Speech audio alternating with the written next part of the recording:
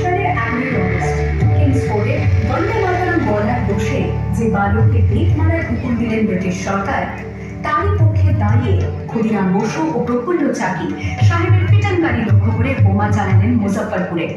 সাহেব নিহত হলেন না, তবু নাবালক ক্ষুদিরামকে ফাঁসির হুকুম দেওয়া হলো। আমি হাসি হাসি পড়ব ফাঁসি, দেখবে ভারতবাসী।